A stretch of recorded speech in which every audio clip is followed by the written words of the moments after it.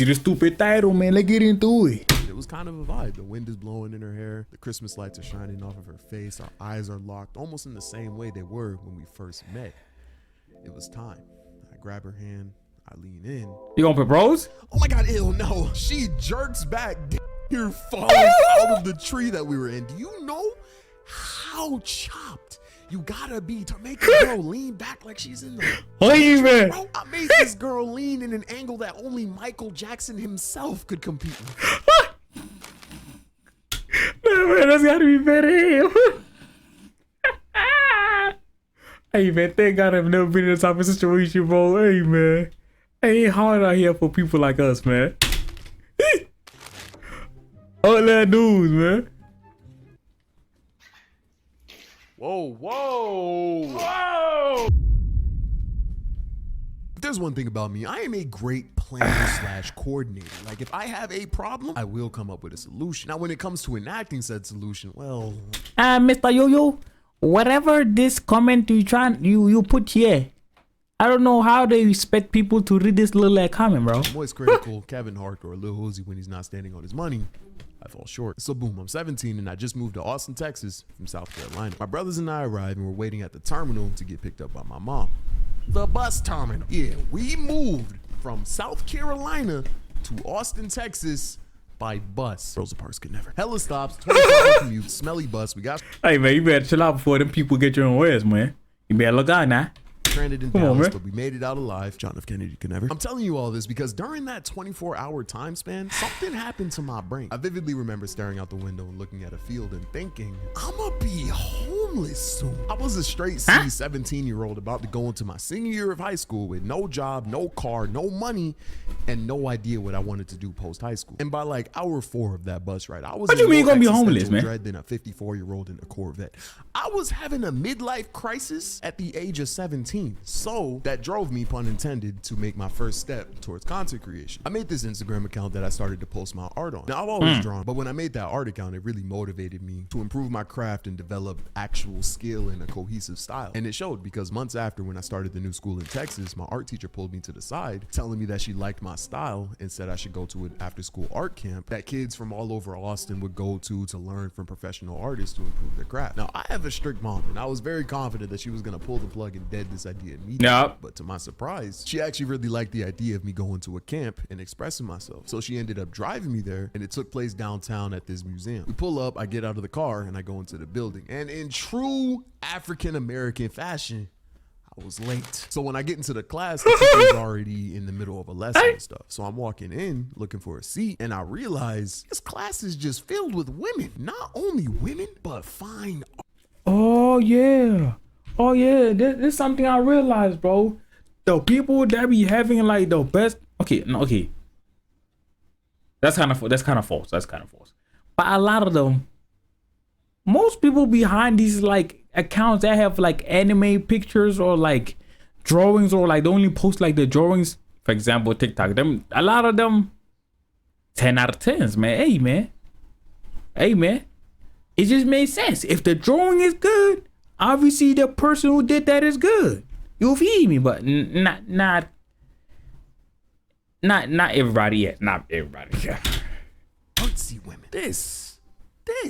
Okay, my dog got a cook. Sucks. I am very much afraid of women at this point in my life, bro. Oh, understandable. I walked down that aisle hitting the weather app calculator combination, making eye contact with no one. I sit down and I hear, all right, class, I'm gonna need you guys to pair up in groups of 2 so we can start the next group. And hearing that,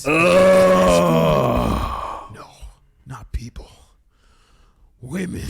The class filled with women was petrifying to me. So everyone stands and starts pairing up, and I'm just aimlessly walking around trying to find someone to be my partner. And I hear, hey, I look up and there's this girl facing me and waving. Oh my God, you're here?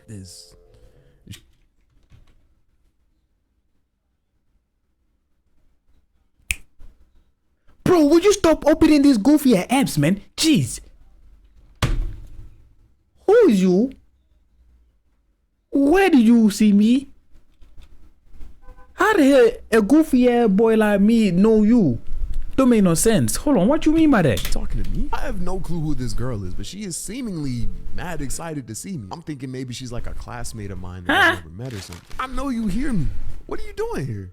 Well, my teacher said I should pull up. Do you want to be my partner? Jessica, oh my God, is that you? Becky, I didn't know you were coming. Oh.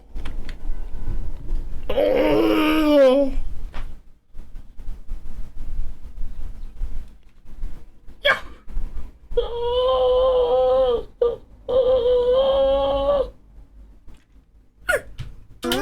This girl was not talking to me.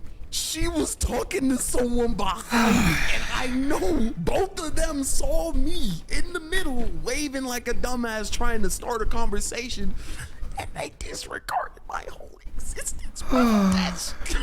All I'm saying is they better chill with the disrespect, because the last person to get rejected at an art camp started camps of his own. So after that happens, I'm about ready to call it quits and just dip. Chill out, bro. Please chill out with that. Oh my goodness. But I bumped into this girl who I could tell was as nervous as me, and I'm pretty sure she could tell that I was nervous as well, because we both sat down without a word, no hello or nothing, and just partnered up. Just relieved we could find a partner without having to look anymore. So everyone pairs up, and the instructor tells us that we have to draw our partner without looking at the paper and only looking at them. So we look at each other and make eye contact for the first time, and I can't lie, this girl was kind of fine. So we get to drawing each other, and eventually we get the courage to start talking. I mean, staring into someone's soul for 5 minutes is a great icebreaker. It's kind of hard to not start a conversation. Man, at my little age, bro, at those times, a nigga was like 16 or something. Yeah, I'm not gonna lie, bro. The definition of people be saying, yo, bro, I was scared of all these people. I was scared of this and that. Bro, like literally, I was like literally trembling. Just even being in their vicinity. Just trembling, man. And a look over like, oh, what's your name? Oh my goodness. Bro, instant heart attacks, dying, then coming back to life, dying, like, oh my God, bro.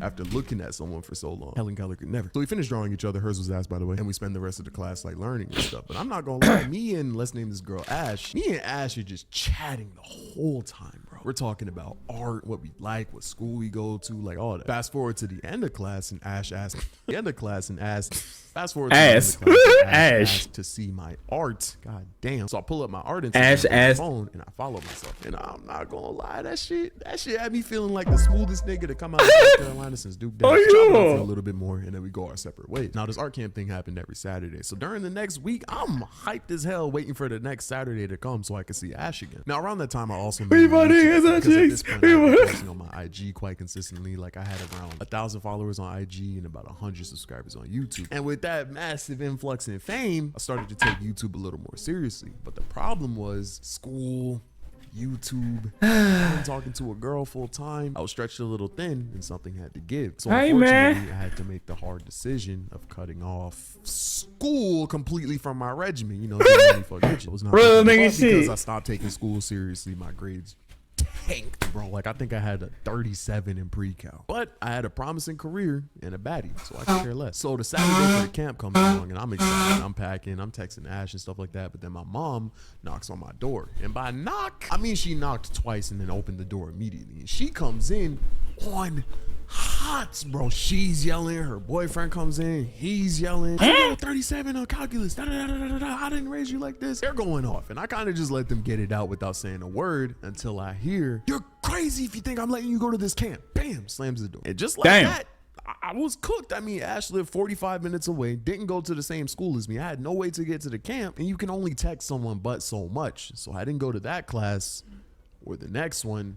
Or the next one. And eventually, a month and a half passed and the class ended. And during that time, I couldn't lock in on my grades to be able to go to the class again because YouTube was more important to me. So I'm thinking it's over until this one day I'm at school and I get a text. "Hey, I'm going to be going to the Christmas lights with my cousin tonight. I was wondering if you wanted to go with me." Now, my pre-cal grade right now is either a 37 or a number too low for me to want to openly admit on YouTube. So there was no way my mom was going to let me go. But this was my chance to see Ash again. And I was not going to miss it. And once again, if I have a problem, I'm going to come up with a solution. So I spent the rest of that class period making a plan. So the Christmas lights were at 10, which was around the time my mom gets home from work. And I knew if I could turn off my bedroom light and leave before 10, my mom would think I'm asleep. So I could go to the lights, and when I come home, I'll just go in through the back door because we had chickens. So if me opening the back door woke anyone up, I could just be like, yo, I was just checking on the chickens. So I had my way. Okay. I had my way. W back. plan. I just had to figure out transportation. Now the lights took place in North Austin, which is a $30 Uber there and back. Well, I mean $60. And 17-year-old me had absolutely no motion. I was damn near sedentary. So $60. Hey man, in no way feasible. Hey man, that was the only way. Hey man, even now, the hell I'm talking about? I'm out here talking like I got money. I ain't got nothing, man. Pockets empty, bank empty. I don't even know why. What's the reason of me having a bank? Cause it's empty.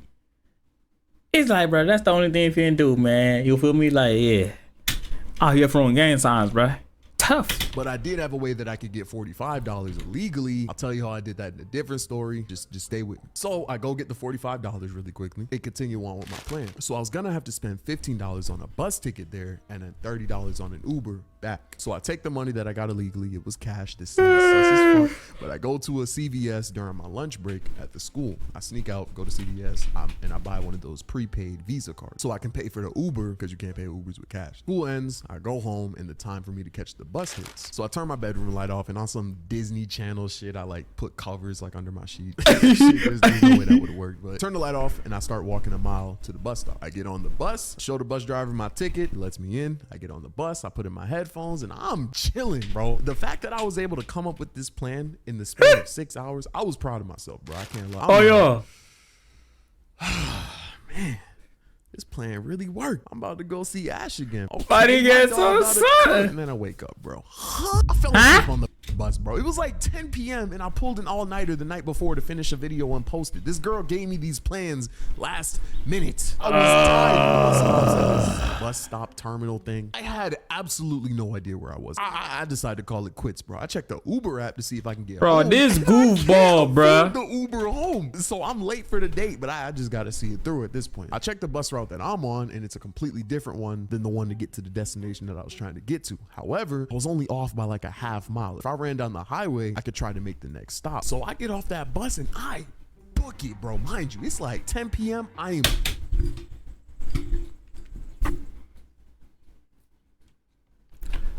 This is one of those situations you can say, bro, like, damn, bro, the things we be doing to get something.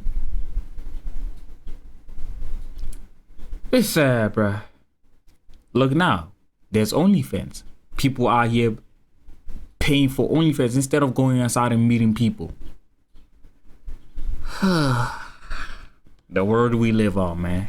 Literally running on the highway to try to get to this next stop. So I make it to the stop, and of course the bus is gone, bro. It's like 10:20. I'm in the middle of nowhere, late as hell. Ash is texting me. It's a mess. And I'm just standing there with three choices. I either try to run and catch up to an automobile on foot, call my mom and tell her I snuck out and ask her to pick me up and die, or take the L and ask Ash to drive 30 minutes from the lights to me to pick me up and then take me 30 minutes back to the lights. And unfortunately, I go with that choice. So I go into a Chinese restaurant on the side of the road and I wait for Ash and them to pick me up. Car pulls up, I hop in, and no one is feeling me, bro. That car is awkward as fuck, bro. No one is saying anything. So after a long 30-minute drive, we finally make it to the Christmas lights. We get out and me and Ash are like walking around looking at all the lights and stuff. It's silence. No one is saying anything. She was way too mad and I was way too embarrassed for the situation to not be awkward. Mind you, I've only met this girl once, and that was like a month and a half ago. I've never met her outside of camp, and her first impression of me was having to drive an hour to pick me up. Yeah, that's terrible. I was too broke for an Uber and too stupid for a bus. So needless to say, it's really not going well. After about 10 minutes of silence, we end up. I'm not gonna lie, bro. How do y'all handle these type of situations? Cause, bro, if you're in a situation where, bro, y'all literally don't got nothing to talk about, what do you do? Cause, bro, from this whole reaction, you might think I'm a talkative type of person. No, I'm only talkative if other people are talking to me. If no one is talking to me, bro, I'm finna be chilling, man. Just vibe my music. Like it's GG's. And oh, it's gonna be a problem that in that situation I got my phone. Oh yeah. The one thing you are not supposed to do, pull out your phone. I'm finna be on my phone. The game that I don't even have, I'm finna play it. How? I don't know. It's, hey man, forcing conversations is not it, bro. It's not. I'm not good with that.